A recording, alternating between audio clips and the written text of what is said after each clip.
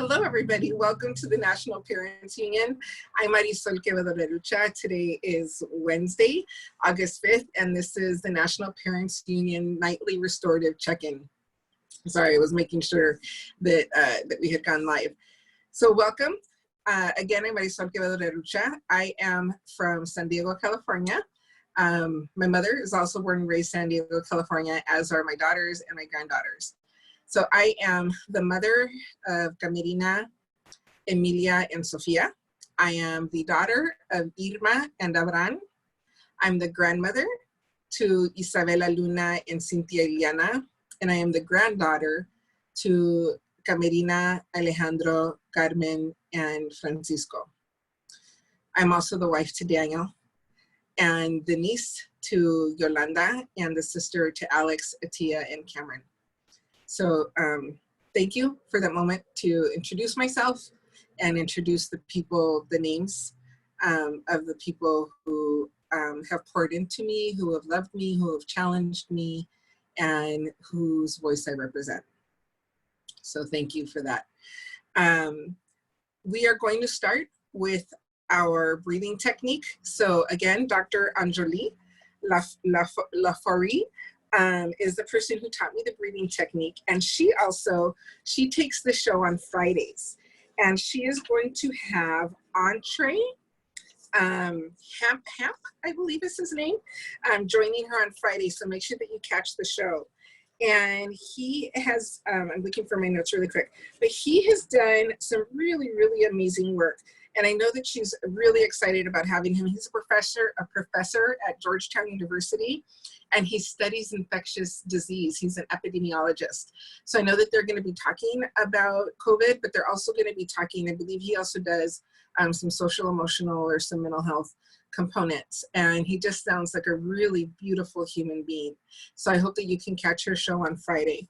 And then I will be with you Monday and Wednesday, as always. Mondays and Wednesdays are my days with you. So the breathing technique, sorry, let me go back to that. The Dr. Yoli taught me is the 4-7-8 breathing technique, and we've been doing it every night of this show since March. So we breathe in for 4 seconds, we hold for 7, and we release for 8. And we do this 4 different times. I do the countdown for you, so you just have to do the breathing and follow along. I know sometimes that last breath, you know, those 8 seconds can go on, but just hang in there if you need to go back to your regular breathing. But I encourage you to do this at least once a day on your own. So we'll start. Please put your feet on the ground. I feel that that's a way to get grounded. Your hands gently on your lap. Close your eyes if you'd like, or cast your eyes down. Breathe out. And inhale, 2, 3, 4. Hold, 2, 3, 4, 5, 6, 7. Release, 2, 3, 4, 5, 6, 7, 8. Inhale, 2, 3, 4. Hold, 2, 3, 4, 5, 6, 7. Release, 2, 3, 4, 5, 6, 7, 8. Inhale, 2, 3, 4. Hold, 2, 3, 4, 5, 6, 7. Release, 2, 3, 4, 5, 6, 7, 8. Inhale, 2, 3, 4. Hold, 2, 3, 4, 5, 6, 7. Release, 2, 3, 4, 5, 6, 7, 8.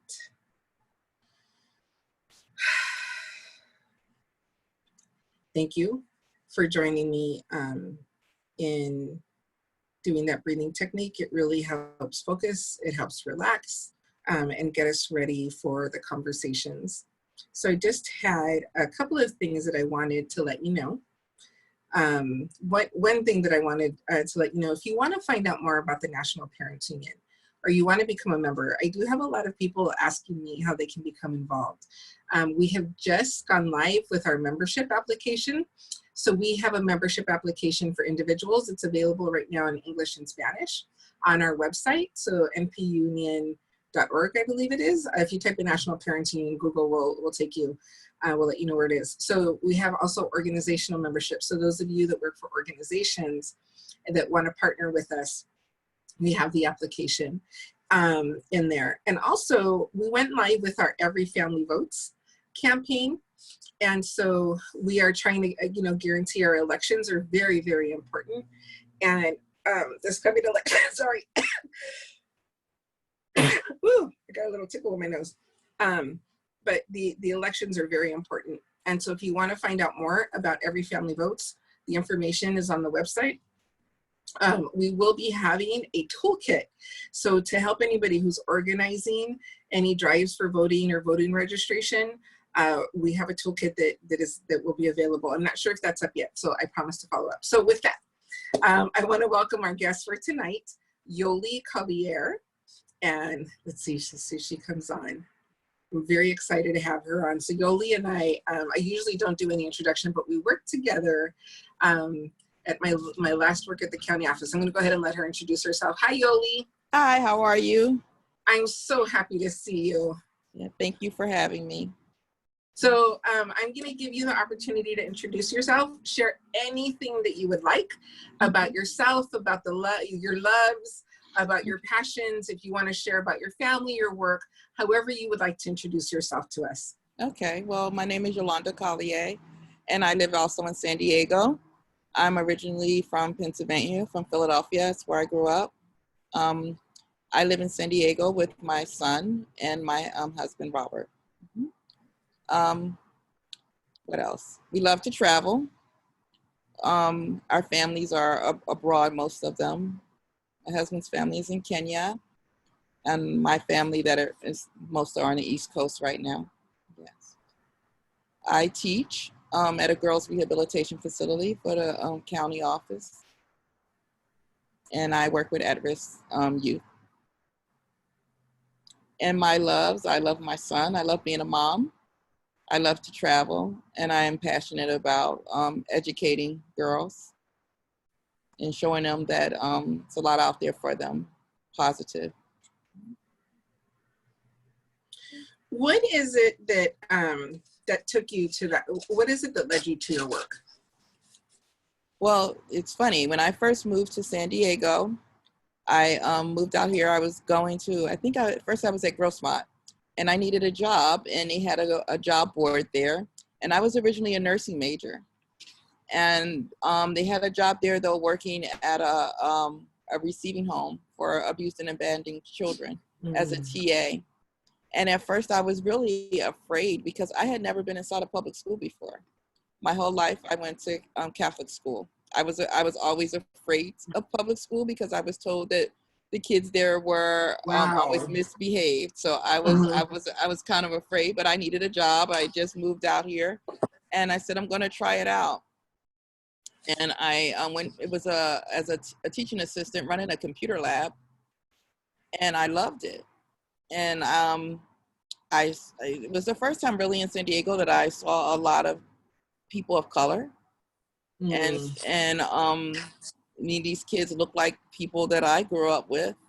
I mean, they were just in a different place. And I changed my major, changed from nursing into English, and went on to become, got an English degree at San Diego State, and then went on to become a teacher. And I stayed with the court schools because I enjoyed working with those kids. With that specific population of students? Yes, I did. And another thing that it stood out to me that you could teach any way you want, no matter where you are. Like, for instance, I was always like, oh, Catholic education.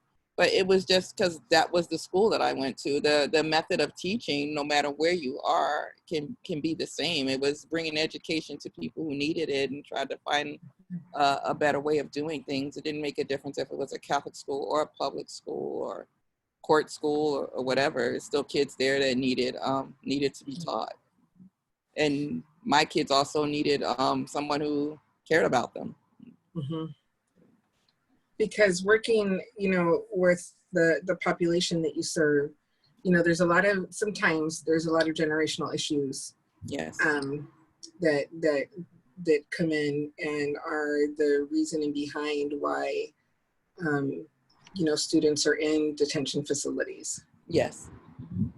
Yeah, they're there for many different reasons, and I mean, it might sound weird, but sometimes when they are with when my students are with us and where I work, it seems like it's the only time that they are actually children, that they get to be children. They're I would never look at your child being outside of your home as a safe place, but for a lot of them, they're safe there, so they can learn. They don't have to worry about a lot of adult issues. Or so yeah, I actually enjoy my population. I enjoy working with my population. So you were raised in Catholic school. Are you Catholic, or were Yes. you Catholic? Yes, I am Catholic. So do you feel like this is also like a spiritual calling for you, the work that you do? I don't know if it's this. I never thought of it that way. I don't know if it's a spiritual calling. I just know that I found that I thought I think I'm good at it. Mm-hmm. I enjoy, and I feel that they needed someone who looked like them, who they can trust and be honest with them and really care about moving them forward, not placating their situation, but trying to strengthen them into going on to do something else. Not feeling sorry. I mean, of course, you're like, oh my God, this happens, but you to teach them that, kind of put that in the back and kind of figure out how you're going to get go forward, how you're going to get out of it.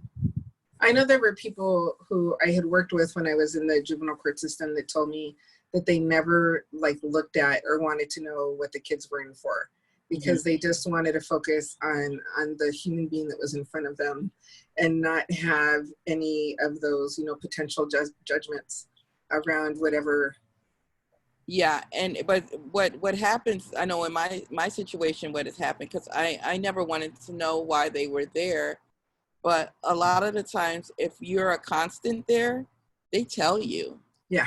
And so a lot of times the kids tell me, and a lot of times now we have these meetings trying to serve the whole child. So it's with the doctors and the probation officer and the transitions. So you get to know a lot of the background, and knowing that background also helps you understand sometimes about why the kid is, having the problems that they're having, or in the situations that they're in. And sometimes it's like, wow, if it wasn't a child, they wouldn't be, incarcerated or in this type of program. So it's more for sometimes their safety than the safety of the community. Yeah. Yeah, which means that we have some issues, right, in our community. If that's what we have to resort to, is putting, like you're saying, like their children, putting the child in detention. And another thing though, that Marisol too, is that a lot of times the kids don't want to leave.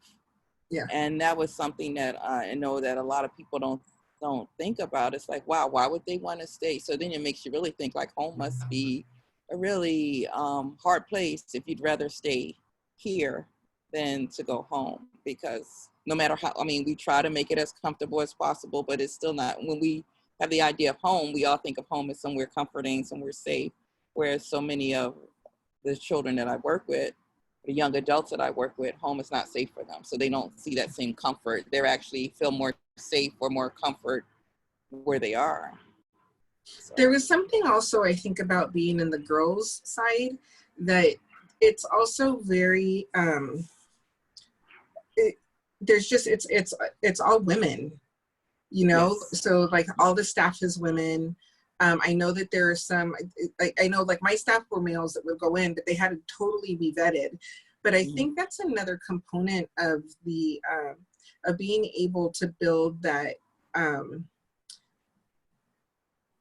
like that group identity. I agree, and they've made a lot of changes. They're on board making a lot of changes to the program, and I think that's one thing that when they started making changes that they didn't think about, I think that's a very important aspect, that they get this sisterhood. Yeah. And this community, they feel some kind of empowerment almost that they can, because of all the women and all of the support that they have there. Yeah, it's kind of like you get protective over each other. Yeah. Mm-hmm. Well, and I think in that sisterhood, you have almost, that ability sometimes to either be in that role or have that role of having an older sister, having, like being the younger sister. Like, I think those things, those are important. Those are really, really important. I agree. Along with that, I'm wondering, and let's talk about, I love that you love being a mom. Tell me about your baby. Tell me about your boy, about your son. Well, my son, his name is Collier. He's 10 years old. He's a very active guy. He loves music. This COVID thing is hard for him because he's social. But he plays instruments, so that has been an outlet for him. He plays the violin, and during the COVID, he's taken up the cello. So he he loves languages. He loves people. He's bilingual. He's a lot of fun. He keeps me on my toes. He's a lot like me, so I feel sorry for his dad. Because we're me and him are very social. But this time together, I've actually it provides you a family time that we never would have gotten before, because we're all so busy. Because I know we're running from activity, from school, from work, from this event to that event, and this has just made us keep still and enjoy each other. So, and how are you doing with going back to school? Or have you been nonstop? And I think also, like, I'm feeling so much for educators right now and some of the decisions that people have to make. Well, we've been nonstop because we're year round. And my son, he's in Unified, but he's at a magnet school, so he was also year round. Whereas Unified announced that they're stopping their year round calendars and they're putting them all on traditional, which is, I think that's kind of hard for the type of program that he's in, because he's in a language program. And so to have that whole summer off, I'm not thinking it's a good idea, but I think they're doing it to keep everybody on the same track right now. But for us for work, I have a captive audience. We still have to, we're still working. My classroom always, me and my co-teacher ran it kind of blended, so my kids were used to working on computers. So that wasn't the hard part. It's just the total, you're busy because you're front loading everything. You have to have everything online on there for them to do. We're chatting back and forth. We're Zooming. We're trying what works, what doesn't work. We're getting new kids in, old kids out. We've had a few tragedies. It's been nonstop. It's been nonstop. I like the working from home. I don't miss the traffic, but I feel like I'm working more. Yeah. Well, and you're also, so it's the working differently. And then because like you're saying, all the front loading, everything that you have to prep to do online, that is a lot of work. Yes. But it's working out. It's working out, and it's safe. It's safe, and I'd rather stay this way until we know that everybody is safe than going back in, because I mean, my kids are coming from all different types of environment where safety probably wasn't at their forefront before they arrived. Then we have so many other people coming in and out of the place that we work. It's just not the kids, it's us. It's so many different agencies that come in and out and work together there. And so I think right now the remote thing is the safest thing, especially if the school districts can get internet access to the kids that are at home. Yeah. But so one of the things that was really beautiful about you and your partner, your teaching partner, is just the way that you connect with your students. And I think really that whole program on the probation side, also the staff that they have, really like the focus on connecting and building relationships with them. How has that been going online? Well, if you would have asked me before we started this distance learning, I would never think that you can make a connection with people that you don't know online. Because one thing that when we were doing the blended, we knew our kids. Yeah. But we have been able to make connections with them through the program that we use. We can chat, so we're live with them while they're working. So I'm chatting in the bottom of their screen. They're chatting back and forth. I can go on their document if they need the help. She and I, we do things, Flipgrid thing where we film ourselves so they can see who we are. We can have a discussion. They talk back to us. We tried the Zooming. In the beginning, it was a disaster. It was a disaster at first for us and for girls, because everybody wants to talk at the same time. Yeah. We learned that the small group Zoom works better with us. So you need to Zoom, you want to talk, let's go in a conference room. I'll call you on the phone, and the officer will let her get on the phone. So we've been working it out, and we are lucky right now for a small group because they limit the number of kids that can be in the area. So we're able to work it out and build relationships.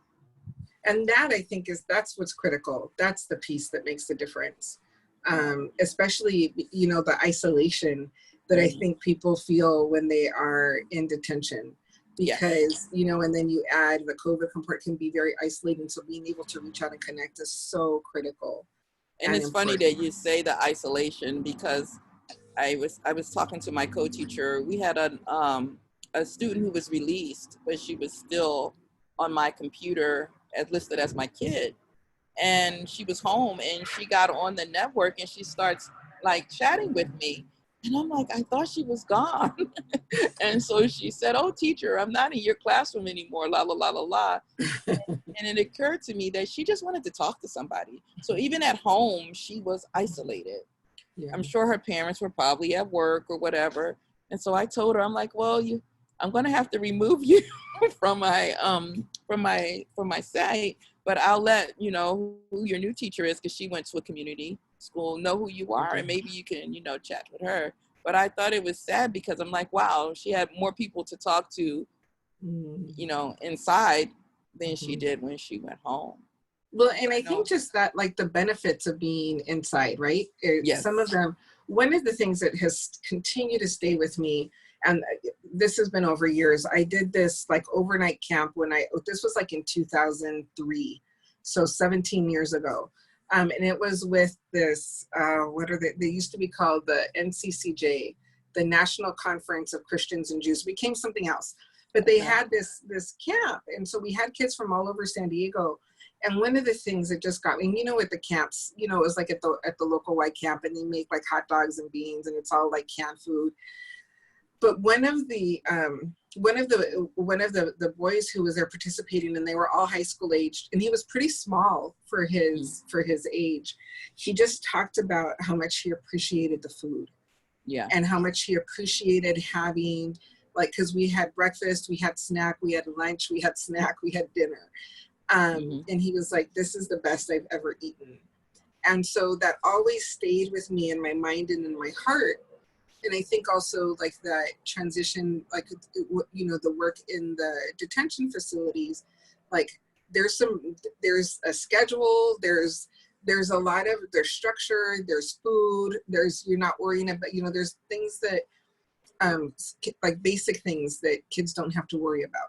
You're absolutely right. I'm going to say the last 3 years, me and my co-teacher, we keep in the closet like backpacks that we have clothes, because we have so many girls that are leaving and they don't have clothes at home. They don't have food. Some of them are going to live maybe in a tent and I'm like, in the beginning we were like, oh my God, they're releasing her and they don't have a place to live.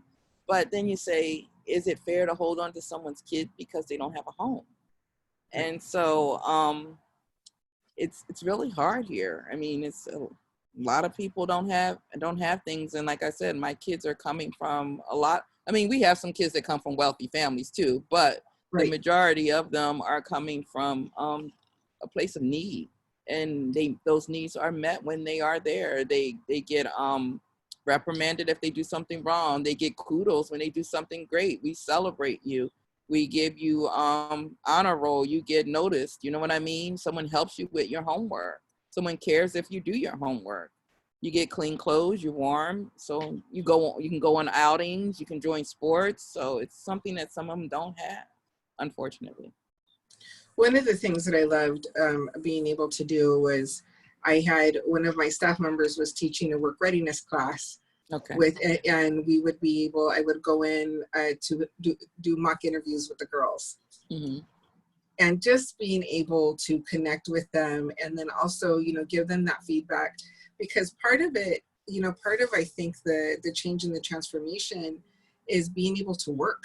And so having some skills to be able, upon release, to be able to go in and start to make money in a legitimate way, to be able to support themselves, help themselves and help their families. Yes, exactly. I mean, sometimes the money that they're making illegally, like you said, it's not just for them. Right. It's for everyone. So to teach them some skills that they can do something that's positive, I think it's amazing. So I want to transition a little bit, but I told you I'm nosy. So you were saying that, so your husband's from Kenya. Yes. Mm-hmm. And what is Kenya, what am I thinking of, the language? Because you were saying that Collier, how do you say your name again? Collier. Collier. I Mm-hmm. know that you have tried to put it Collier. I remember. I will remember. So Collier is bilingual. So he doesn't speak Swahili though. So Robert speaks English and Swahili. Collier speaks Spanish. He's fluent in Spanish. Yes. Mm-hmm. Okay. Do you think there's any possibility of him learning Swahili and becoming trilingual? I wish he could learn Swahili, but Robert, we know words. He knows words, and my son is really good at language. He had begun learning a little French. He picks up languages really quickly. So I think that if we spent maybe a summer or something like that in Kenya, I'm sure that Collie could pick it up, because it's the language is, how do you say, it's like Spanish, whereas every sound, the letters sound, the sounds are like phonetic. The letters. It's very phonetic. Phonetic. There you go. It's very phonetic. So I think that he would do fine picking it up. Have you been able to spend time in Kenya? Yes. I haven't been there since my son is born, but I've been there twice. Yeah. Oh, it sounds like he needs to go, because your husband's family is there, yes? Yes, exactly. And we were thinking, if all this COVID stuff ends, we'll go in January, because right now the airline fares are very reasonable because, no one's traveling. So that was one thing that we were looking at. If COVID is done, or, if we have treatments or something, maybe in January, that would be something that we could do. So one of the benefits of the time has been really being able to come together more as a family. Yes. Mm-hmm. Yes. And I think also there's been some some professional growth in managing this online learning. What else has been going on? Because I haven't seen you in over a year. I know. Well, what else? We moved in September, so I guess we moved right in the right time. So I started a small garden. I'm a city girl, so that's amazing for me. I come from Philadelphia, concrete city, and I never thought that I would farm anything, but yeah, so we've grown, I had string beans, I had tomatoes, blueberries, we planted an avocado tree, and we planted a mango, though those haven't fruited yet. But yeah, I was proud of my string beans and my tomatoes and berries. So done that over this time. So amazing. You are the third person that I've had on that has a garden growing and is growing their own fruits and vegetables. What they've told me, that it's very prolific. Like the garden is just giving and giving and giving. Mm-hmm. Yep, we have lemons too. I never thought that I would be interested, but that big garden we have at work, but the girls have, and I was like, oh wow, maybe I can do something small like that, and it actually grew. So I'm like, wow. So at the girls rehab facility is this amazing garden that was basically built on top of asphalt, and it became like the model for a lot of other detention facilities to use, like the model of like, because kids working with the earth, I think connecting back with the earth, growing their food, there's just so much, I think so much health-wise, not just the social emotional component, but like, you know, like giving your food healthy, or giving your body healthy foods and nutrients. And them being able to use what they grow. I mean, that's amazing. Yeah. So yeah, that's what I've been doing, and a little reading. So I am so my goal, I need to get the sliding door in my house fixed to be able to access. We have a little yard space, but that is my goal for next summer, is to have that. Yes. And I feel like I'm ready. So I started with house plants, and I'm doing really well. So they're little spider. These are the babies of my main plant. And I have at least probably 20 babies that are ready to be repotted. Okay. So I figure I'm ready. Before, I could not even keep a house plant alive. Well, that looks pretty green, so you're doing something right. Okay, so now tell me about your travels. So where have you been in the world? Wow. So pre-child, well, I can actually, let me go post-child. My last 2 trips, I was last February. This past February, I was in Mexico.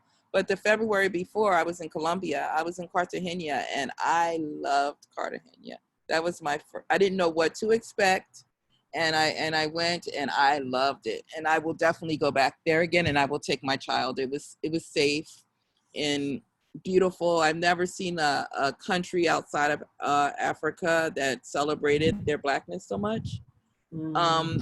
They have the first free town of enslaved Africans there, and so we traveled there, got to go there. It's run much like a Native American reservation, so they govern themselves, and it was just amazing.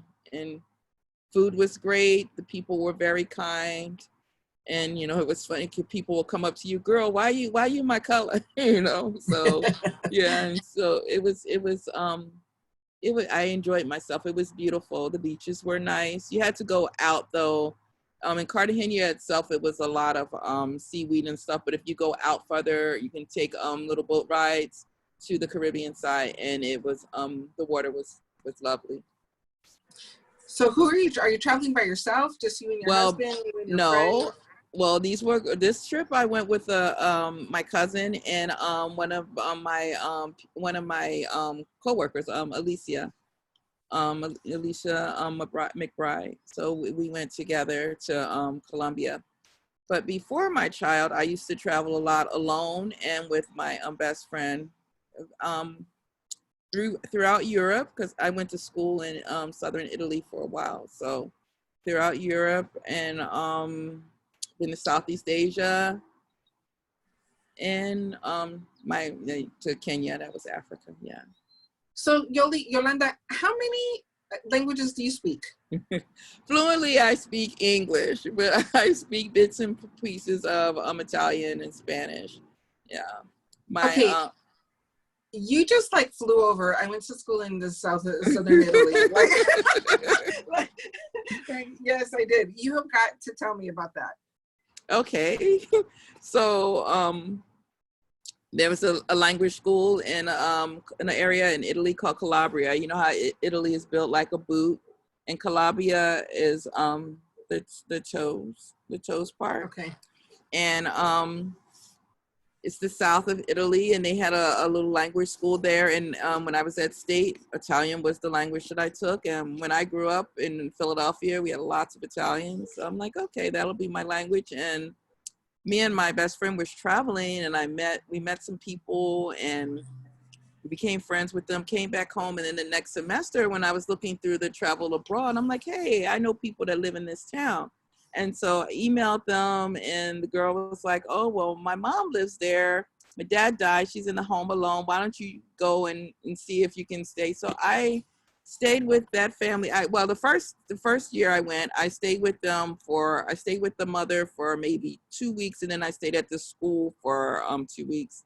And then it became a thing for 5 summers straight. I stayed with the family, and I stayed in the hacienda. I loved it. Yeah, so I did that, and it was basically language and culture. And my Um, Italian used to be pretty good. It's not that great anymore. that is amazing. Do you have to be a college student, or can you be an old lady No, and go? Because you I can want to be, go. anybody can go, because most of the people that were there at this school were a lot of people that worked for Lufthansa. So you had a lot of Germans that were going there trying to learn Italian.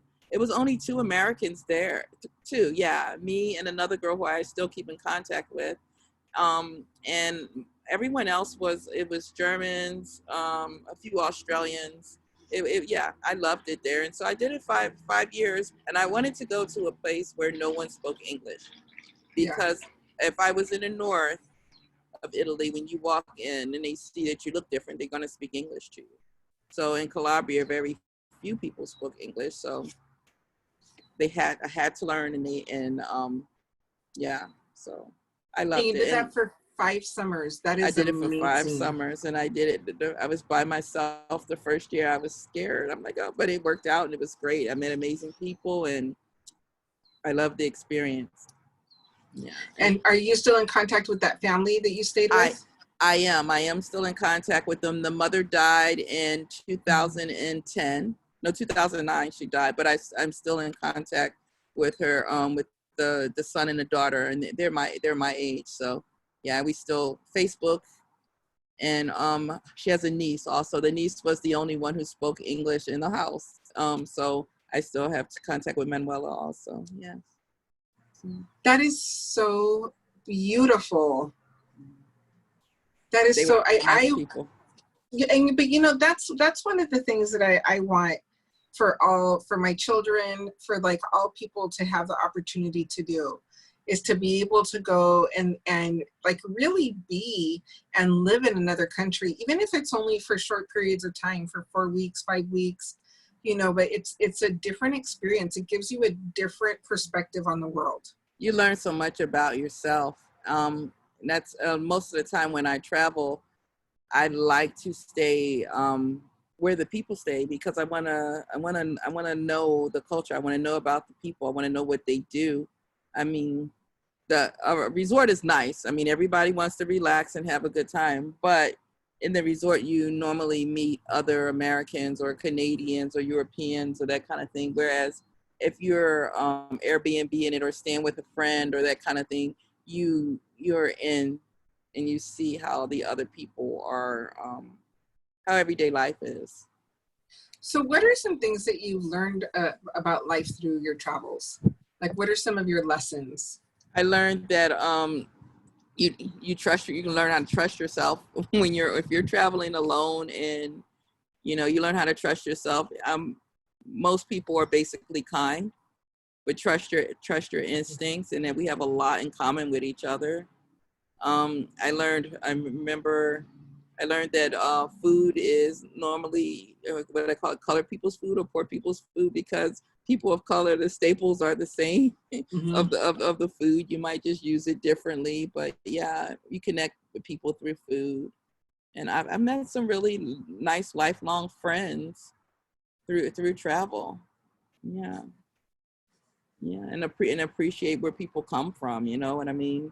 You can be happy not having a whole lot. Yeah. So, and then we also I have so always, many privileges, but this is not the only people. Some people think that this is like the only free free place or free country to live. We have a lot of privileges here, but there are also a lot of other very nice places that people live and they prosper. what are some of those places? People do very well in Kenya. Some people do. Yeah, with education. I mean, they have a lot of work to do there, but it's not like not a horrible place. The same, like I said, in Colombia. Now, one thing is different in some of these places is the education gap and the economic gap. You have these large gaps, but a person that would be a middle class person considered could do very well there, and people go and they start businesses, and a lot of Americans don't come back. We were really surprised that we saw a lot of retired men of color, a lot of Latinos and a lot of Black men that retired in Colombia, and they worked for like UPS or whatever here, and they retired, and I think they went there because their money goes a long way there, where they wouldn't be able to afford that kind of life here. And I think also they escaped a lot of the racial conflict also. So Expats, right? yes. Mm-hmm. Expats. So I have two more themes that I want to go through. So the first theme, tell us about the books that you're reading. Wow. Well, we have a book club with the girls. So we do a book a month, which has been very difficult to sustain right now since the virus. We kept it going for the first month, but the second month I kind of dispelled that and did more short stories than the whole novel. For myself, I'm in an adult book club also, and we just got finished a book based in Korea. It was called If I Had Your Face, and that was interesting. It was different. One of the other members picked it, but we read it and we discussed. We meet every other month. The book that I'm currently reading is The Disappearing Half, and that's the one that I'm starting, and that seems to be interesting. Yeah. So are you leading the book club on that one? I host it. Okay. So we had an outside social distancing in the backyard book club on Saturday for the last one. So whoever hosts, they chose the book. So I chose that one. The next one we'll do out in the at the beach. The next book club we'll do there. Oh, nice. So I won't get to choose. Someone else will choose that one. But yeah, we've been doing this adult one for about a year, and it we laugh because it's a book club, but we have the book, we have food that goes with the whatever theme. So we had a bunch of Asian food for the last book, but it becomes basically also like a self-help because we're all women. You start talking about how you relate to the book or this problem, that problem, and it's become a tight friendship. So with some of the ladies, so it's I like it. I've seen that, or I've heard that sometimes about book clubs, that they become more about like the social component as opposed to the book. And I think both are really important. Yeah, we talk about the book, and I think the book also, it gives you like that platform, and it's almost like the book club with the girls. It opens up the conversation. So you're discussing the book, but everybody relates to certain books and pull certain things out of themselves, out of the book, and some kind of connection or a disconnect, because some of the books you don't connect with, and that's also a discussion on why you don't like those. Because I don't like self-help books, and they always tease me because they want to. And I'm like, I don't like self-help. So the months that someone else picks them, we read them, and I read them, and yeah. So I lead a book study, and we did the culturally responsive teaching. So they're more, so it's kind of different reading, right? So on Facebook, I belong to this anti-racist book club. So we did White Fragility, and now we're going to do The Color of Law. And it was started by this woman who was the director for equity in a school district in Dallas. Okay. And now somebody else. So she started the book club, and it's by like whoever's in the club has to invite you. And I think it was timely because it had so the book club was getting started before George Floyd's murder. Oh wow. Yeah. And then we're doing The Color of Law next. And the book club that I facilitate is with the publishing company that I work with. And so we started with Zarita Hammond's Culturally Responsive Teaching in the Brain. And then we're using White Fragility right now, but then we're going to move to Belonging Through a Culture of Dignity, which is a really beautiful book on equity in school systems. But then I usually have about 4 or 5 books that I'm reading. They're all in different places. So like my bedtime reading right now is this book called The Deepest Well. And it is, it's about trauma. It's really beautifully written. And it is Burke Harris. She's the California Attorney General. Okay. So she's a doctor, yeah. And it's on trauma. So she I think really, she is one of the leaders in really promoting the work with ACEs, adverse childhood experiences. Okay. And it's just the way she writes it as like a story. Oh, really? And so, You have yeah, to, you have to give me the name of that one. I would like to. I will. You know what? I'll send it to you on Facebook. But it's called The Deepest Well. The Deepest Well. Very Okay. well written. It's like a story. It's not like, you know, like some of the stuff. It's just like it's a chore to read. But I highly recommend. Another one that I highly recommend is The Conscious Parent by Dr. Savari. Even though I don't know if it would fit in the self-help book, but what I love about it is like it really challenges me on like parenting. And there's a whole 2 chapters that I read them, but I need to go back and really like do the work within them. Okay. Yeah. But I like the last fun book I read was I think it was called Legal. I can't remember, but it's this series that the woman who wrote Harry Potter, she did under a pseudonym. Rollins, yeah, she has those mysteries out, right? Detective stories, right? Mm-hmm. Yes. Okay, I haven't read any of those. Did you enjoy it? Yeah. Okay. So that kind of fun reading to me, those are the books I can't put down. Like, because I want to like get to the story. I will literally take that book with me everywhere until it's done. The other reading that I do, it has to be through a book club, otherwise I wouldn't read it. We wouldn't read it. Yeah.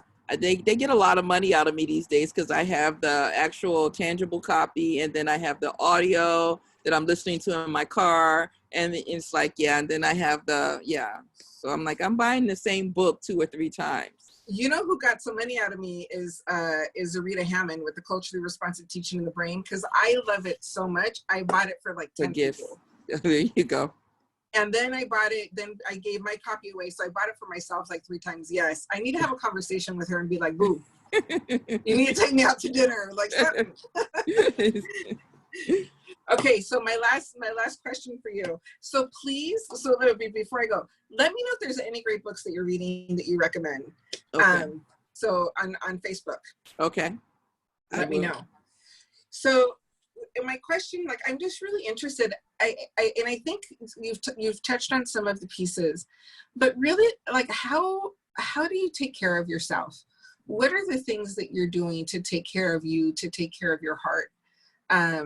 Because, you know, as a wife, as a mother, as a teacher, and all the other roles that you have, like I know that some we get from those relationships also, but, you know, as a woman, like it's a lot of giving. So how are you taking care of yourself?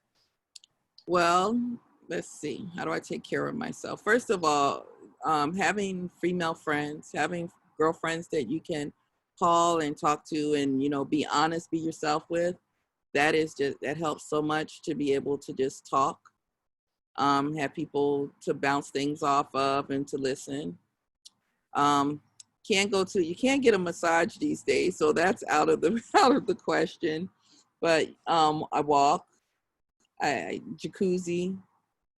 I love baths. Those kind of things. The self-pampering. That's all you have right now. And reading and those little outlets.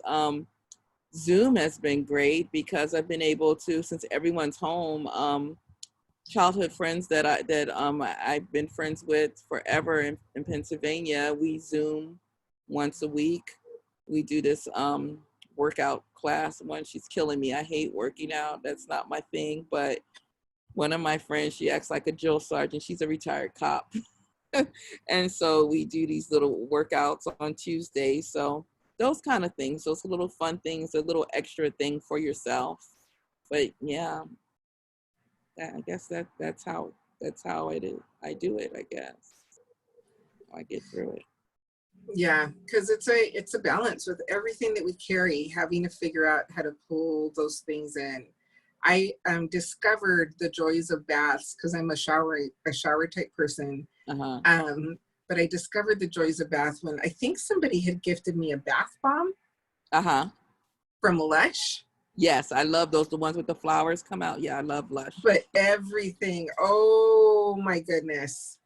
So we're going on, we're taking a little vacation in a couple of weeks. Daniel's finally taking some time off. My husband's a social worker and he works a lot. Okay. But he's taking some time off. So we're going on vacation, and I've ordered my bath bombs. So we're staying at a friend's house, and so I think I got a bath bomb for every night that we're gone.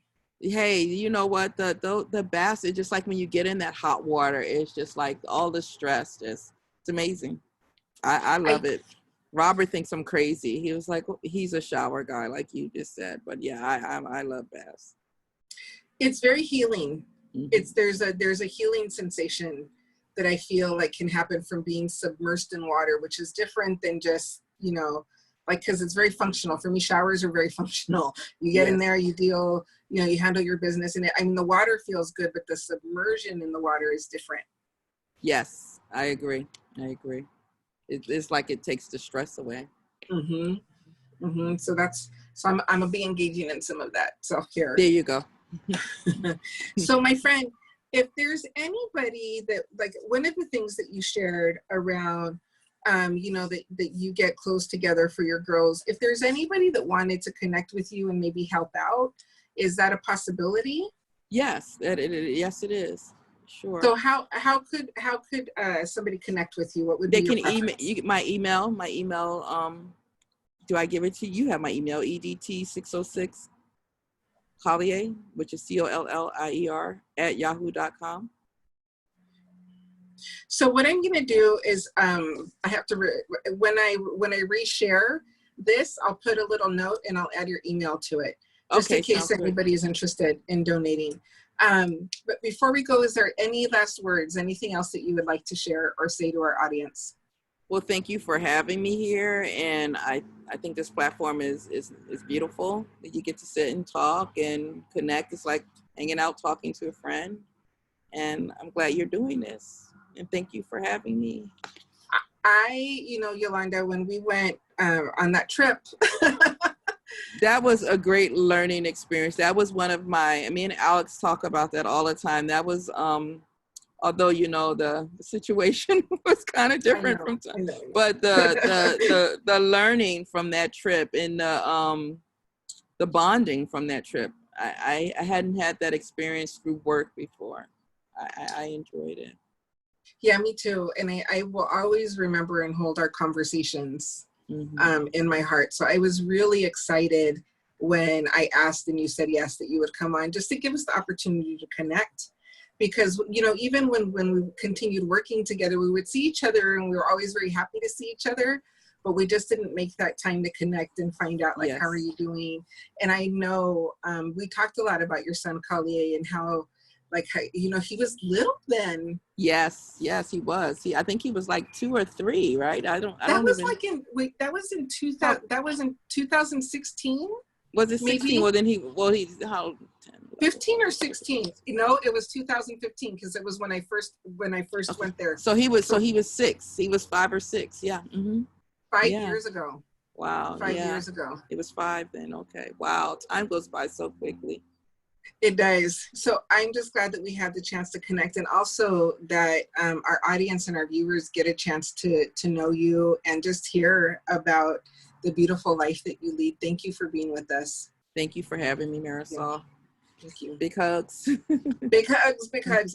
So I'm going to sign out from here. So I want to tell everybody good night. And don't forget, Friday is Dr. Anjali's show. She's going to have Entree Hemp on, professor at Georgetown. He's an endocrinologist, the ones who deal with infectious disease. So please watch your show. And I will be back with you on Monday and Wednesday of next week. Thank you all very much for being with us. Know that you are loved. Know that you are prayed for. Know that you are cared for. Good night. Good night. Thank you so much.